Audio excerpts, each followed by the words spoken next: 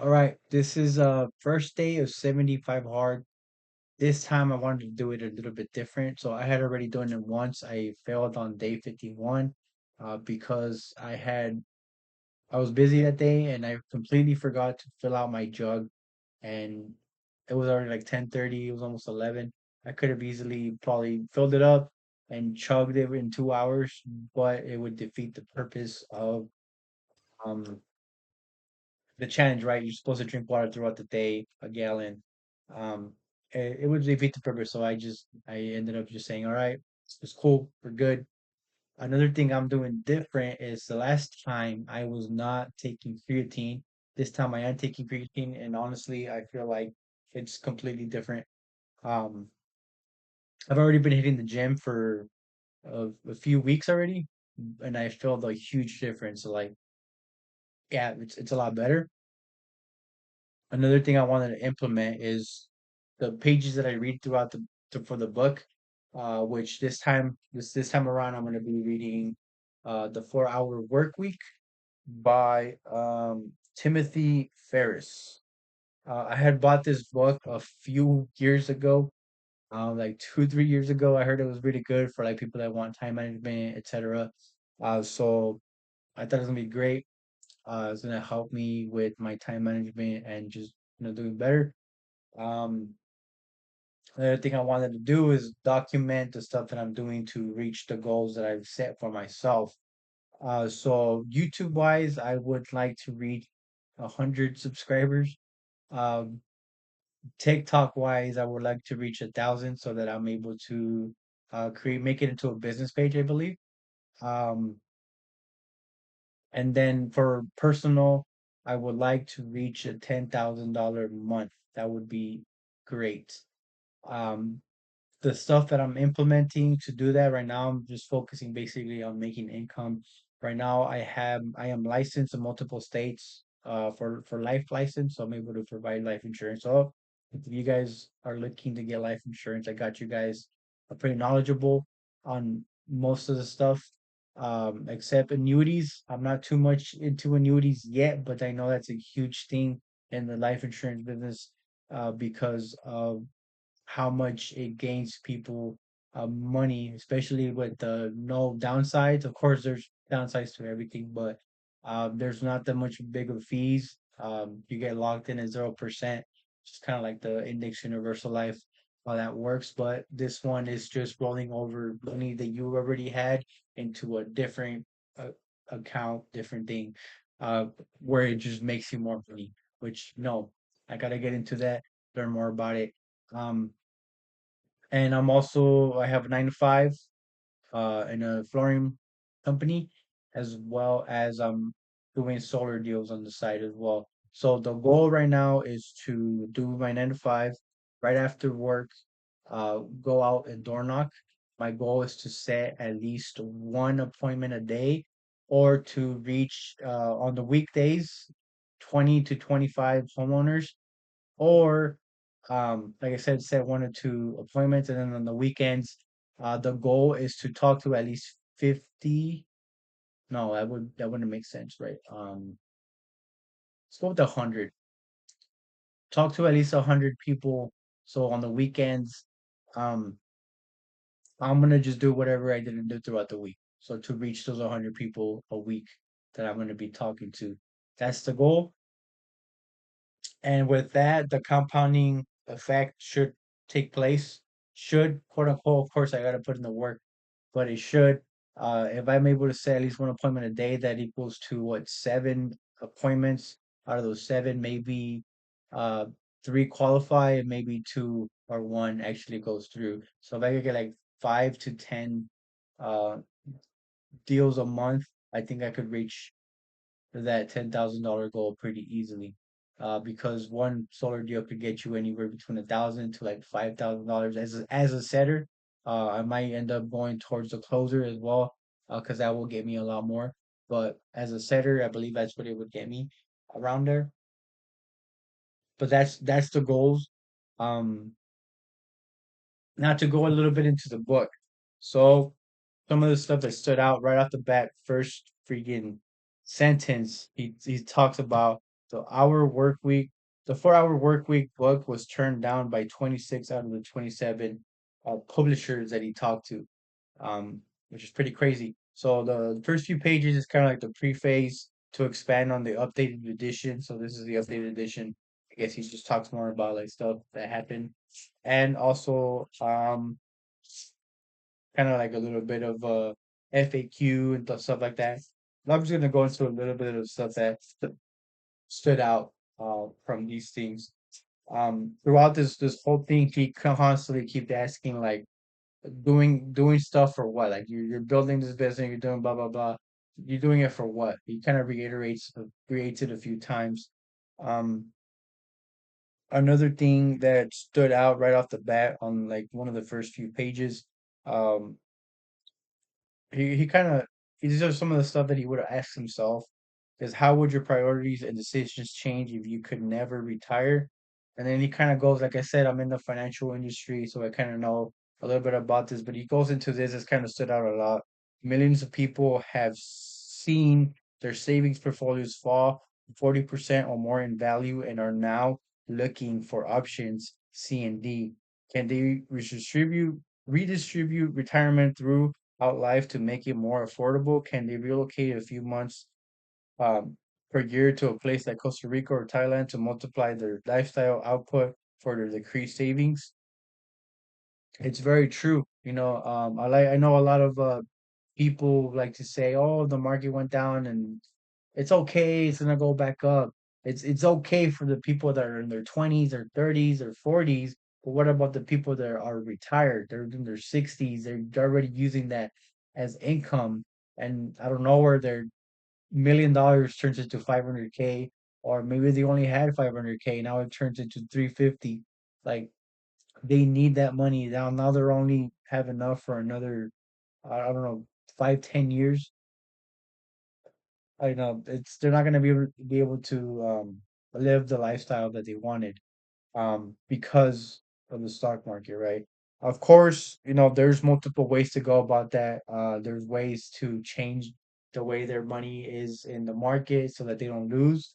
But a 80% of the people probably don't know about all that. They just kind of leave it in there. They never talk to a CPA. They never talk to a financial advisor. They never talk to them to be able to move that around uh, because they never ask. People just kind of go with the flow. Um, and so that's one of the reasons why I decided to go into the financial industry because it also teaches me how to put my money around and do all that. But that's one of the stuff that stood out. Um, this is on the preface. Um, the once safe options have failed. That's another thing that's very true. Uh, like the 401k, it has failed a lot of people. Even with the stock market being up, it just is. It's just not that great because the money you take out, it ends up being taxed. So they need something more like a Roth IRA, and other ways to where that money comes out tax free, and they don't have to pay taxes on it as again, because sometimes they see those $1 million in their 401k and they think I have $1 million, but in reality they only really have like 500K because a lot of it goes into taxes and fees, especially if they take it out before the age of 59 and a half. And it goes out pretty quick. Right here it also kind of talks about when everything and everyone is fading, what is the cost of a little experimentation outside of the norm? I agree with that 100%. Like if you're already at rock bottom, what do you have to lose by trying new things? You should definitely try new things and experiment. Try something, fail. I mean, what do you have to lose, right? What's the worst that could happen? That's one of the things I highlighted as well. Not to kind of go into like the FAQ. Um, Actually, I skipped that. I didn't really highlight anything there, but he goes into his story. And right off the bat, whenever a new chapter starts, he puts some quotes of people. This one kind of stood out. Anyone who lives within their means suffers from a lack of imagination. That's very true. when we are kids, we're always imagining, I want to be an astronaut, I want to do this, I want to do that. But as we grow older, society kind of just pushes us down, and we kind of stop doing that. We stop thinking, we start imagining. We just kind of live within our means, like what we're comfortable with in our comfort zone.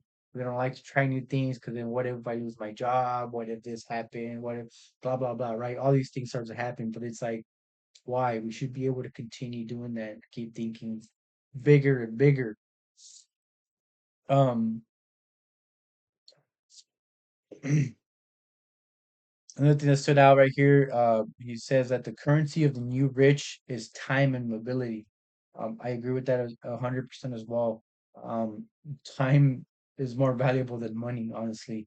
If you're able to leverage people to do stuff that you don't want to do, uh, it's even better because now you have time for other stuff. Um, and he kind of goes into the 9 to 5 working job where, like, in order to ask for vacation and stuff like that, uh, to have a relaxing week or the occasional keep it short or get fired vacation. That's very true. Like when I was in the military, we would, in order for us to take leave, we needed to make sure we could take that week off. We don't have to have any stuff we need to be part of, or else they'd be like, yeah, you could take leave, but you could only take 3 to 4 days. You can't take anything longer. Even though I had like 30 days stacked up that I could take, they could only let you take 4 to 5 days. Like I thought it was dumb, but military, and I know that's how it works in a lot of corporate offices as well, because they're not allowed to take more than a week off, especially if you're a needed employee, or like if you're gone, nobody else knows how to work anything. That's even worse. Um,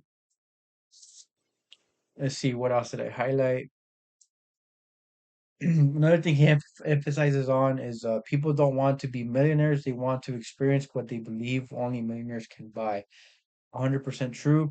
The fantasy is the lifestyle of complete freedom it supposedly allows. Once again, this is 100% true. A lot of the times, people don't really want to be a millionaire. They want to be able to do the stuff that millionaires do. Like, I know they see them going to Puerto Vallarta, doing all this other stuff, just enjoying life. That's what people want to do. They want to be able to enjoy those nice things, experience those things. Um, but a lot of the times they can't because they have bills, they have a family they have to take care of. So they, instead of doing that, they are working, putting in those hours to be able to provide for the family. Another thing that stood out is right here. I believe he goes into the story, but like he goes back to college, I believe, and in his college class, he starts talking to his classmates, and these classmates keep thinking, keep saying, "Oh, we want to build a large and successful company and sell it out, and then live a good life." And then right after that, he says, "Why do it all in the first place?" It's it's very true because these people are over here slaving themselves away, doing something they don't like just to sell it and live off of that. I mean, yes, I guess that's the dream, but what he's trying to say is why slave yourself away for something you don't like when you could slave yourself on something you do like and make the same amount of money doing something that could potentially, give back to the community, give back to the something, right? Something meaningful instead of just building a company and selling it. Um, a tolerable and comfortable existence doing something unfulfilling. Once again, they're doing all this, but they're not fulfilled. Um, he also, moving forward, he goes into, I believe there's some gathering he went to, uh, with his fellow weekend warriors. And this fellow weekend warrior, he usually spends 500,000 to $1 million each night they go out and just have fun. And he was very interested in this guy. I guess he met him when he was out at the bar or something. And he ends up asking this guy, so of all your businesses, which did you like the most? And what the guy ended up saying is none of them. He explained that he had spent more than 30 years with people he didn't like to buy things he didn't need. Again, for what? Doing all of that for what? Oh, and I guess this guy's name is Mark. He was one of the living dead. And it's true, he's alive, but he's dead. Like he has nothing going for himself. Even though he's a millionaire, he can do everything he wants. He's not happy because he did it for what? He has all this, but like for what? Right? And then he does apples and oranges, so a comparison between the new rich and then the old rich, essentially. So the old rich, they're doing it to work for yourself, and then the new rich, they do it so that others work for you. Others work for them. The old one was said to work when you want to. The new rich is to prevent work for work's sake and to do the minimum necessary for maximum effect. Um, One of the ones that also from all of the ones that he did that he kind of mentions here is one that stood out is the old rich is they do it to have more, and then the new rich they're doing it to contribute. Um, he puts it as a question. So, are you contributing anything useful to this world, or just shuffling papers, banging on a keyboard, and coming home to a drunken existence on the weekend? It's true. A lot of people do that. They are typing away and making the money, and then they come home and it's just bleh. They get drunk, party, and they're not doing anything contributing to other. Another one that stood out is Aldrich is they reached the big payday. So going back to that guy, those students that he was talking to, where they wanted to build a big company, to sell it and have a big payday. But he kind of goes into the new rich. They do it to think big, but ensure payday comes every day. So they focus more on cash flow than having those big paydays because those big paydays come in second. Um, yes, they're great, but like don't just base it off of that. And then just to end it off with one of the quotes that was at the next chapter. The first principle is that you must not fool yourself, and you are the easiest person to fool. It's very true. Um, just like Alex Hormozy always harps on, it ain't there's no excuse. It's all yourself. You just gotta put in the work. You gotta do it. And that's kind of my goal with this 75 hard that I'm doing. I'm gonna be putting in the work, doing the stuff that I said I was gonna do, trying to get that $10,000 a month. Because hey, they always reiterate, they always say it. Just put in 90 days of going hard, and you could definitely reach that place you want to be in. Um, and that's what I'm hoping to do. And then this is kind of more for myself, but hope this helps you guys as well. But be patient. Success can take time, and just keep going. You know, you could either be the person that says I tried and then quitted, or you could be the person that tried and then keep trying and keeps trying and keeps trying until you finally succeed. Um, let's go. Day one, I read a little bit more than 10 pages just because the first pages was like the preface, the life, etc., the new stuff he added to the book. The next time I'm going to be doing 10 pages. But like I said, be patient. Success takes time. See you guys.